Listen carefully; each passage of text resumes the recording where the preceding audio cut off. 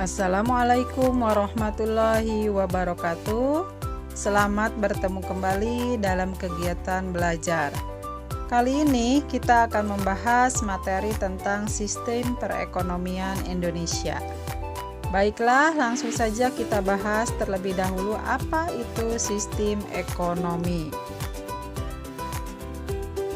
Sistem ekonomi adalah suatu cara yang diambil untuk mengatur sekaligus mengorganisir seluruh kegiatan ekonomi dengan tujuan untuk mencapai kemakmuran.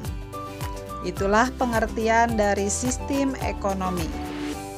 Selanjutnya kita lihat apa itu sistem ekonomi Indonesia. Mari bersama-sama kita membahasnya. Apa ya sistem ekonomi Indonesia itu?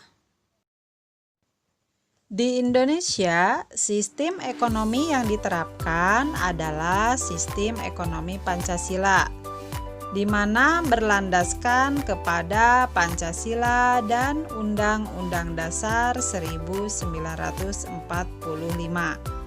Oleh karena itu, sistem ekonomi Indonesia disebut dengan sistem ekonomi Pancasila.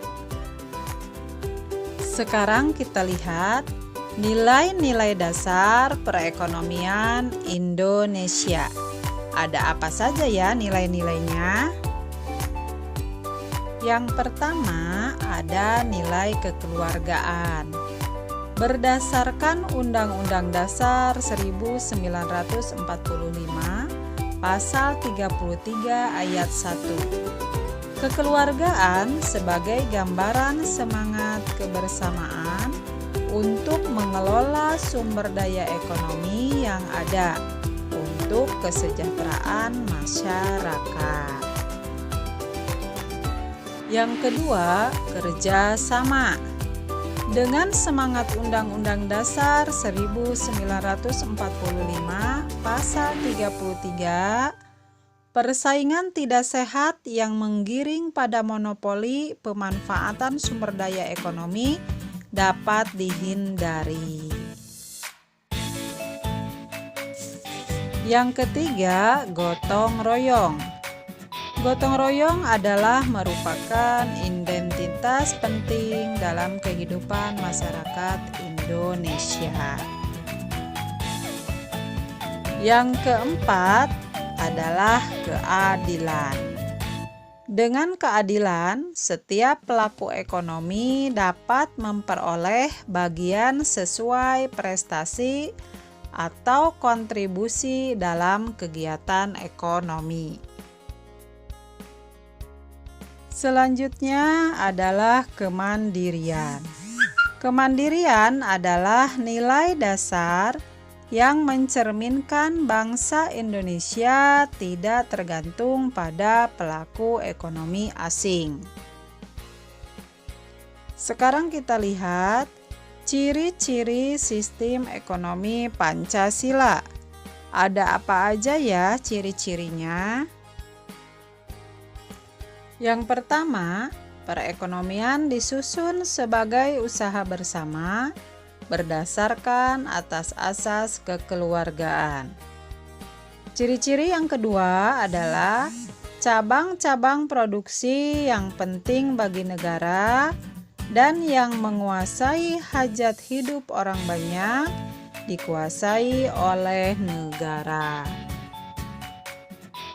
Yang ketiga, bumi dan air dan kekayaan alam yang terkandung di dalamnya dikuasai oleh negara dan dipergunakan sebesar-besarnya untuk kemakmuran rakyat. Selanjutnya yang keempat, ketentuan lebih lanjut mengenai pasal ini diatur di dalam undang-undang. Yang kelima, perekonomian nasional diselenggarakan atas dasar demokrasi ekonomi dengan prinsip kebersamaan, efisiensi berkeadilan, berkelanjutan, berwawasan lingkungan, kemandirian, serta dengan menjaga keseimbangan, kemajuan, dan kesatuan ekonomi nasional. Selanjutnya, negara tetap mengakui hak milik perorangan yang tidak bertentangan dengan kepentingan publik.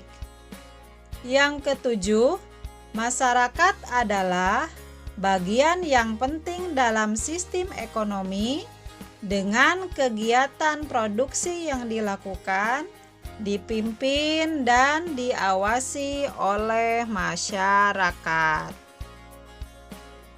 Selanjutnya kita lihat penerapan sistem ekonomi Pancasila di Indonesia. Baiklah, kita bahas bersama-sama. Yang pertama, dengan adanya BUMN, yaitu Badan Usaha Milik Negara, yang dikelola oleh pemerintah. Yang kedua, adanya koperasi. Kemudian yang ketiga adalah adanya serikat pekerja. Kita lihat dampak positif sistem ekonomi Indonesia. Dampak positifnya yang pertama, perekonomian disusun sebagai usaha bersama berdasarkan atas asas kekeluargaan. Yang kedua, cabang-cabang produksi yang penting dan vital bagi negara, serta yang meliputi hajat hidup orang banyak, dikuasai oleh negara. Dampak positif yang ketiga, warga negara memiliki kebebasan dalam memilih pekerjaan yang dikehendaki, serta memiliki hak dan pekerjaan dan penghidupan yang layak. Yang ketiga, keempat, potensi inisiatif dan daya kreasi setiap warga negara dikembangkan. Selain dampak positif, ada juga dampak negatif dari sistem ekonomi Pancasila. Kita lihat ada apa saja dampak negatif dari sistem ekonomi Indonesia. Dampak negatifnya yang pertama, perkembangan ekonomi modern dan tradisional tidak berkembang. Yang kedua, pelaksanaan kebijakan oleh pemerintah untuk mengawasi perekonomian masih lemah. Yang ketiga, terdapat monopoli atas sumber produksi. Kemudian yang keempat, munculnya korupsi, kolusi, dan nepotisme atau KKN.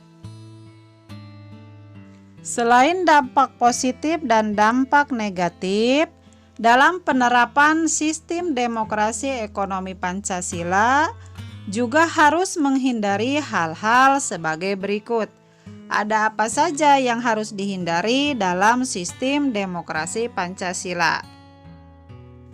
Yang harus dihindari dalam sistem demokrasi yang Pancasila yang pertama adalah sistem persaingan bebas. Yang kedua adalah sistem etatisme. Yang ketiga, pemusatan kekuatan ekonomi pada kelompok tertentu. Itulah hal-hal yang harus dihindari dalam penerapan sistem demokrasi Pancasila. Baiklah, sampai di sini dulu pembelajaran tentang sistem demokrasi Pancasila. Kita berjumpa lagi dalam video pembelajaran yang lainnya. Terima kasih, semoga bermanfaat video ini, dan bagi yang suka silahkan like, komen, dan share, dan jangan lupa juga di subscribe. Terima kasih. Assalamualaikum warahmatullahi wabarakatuh.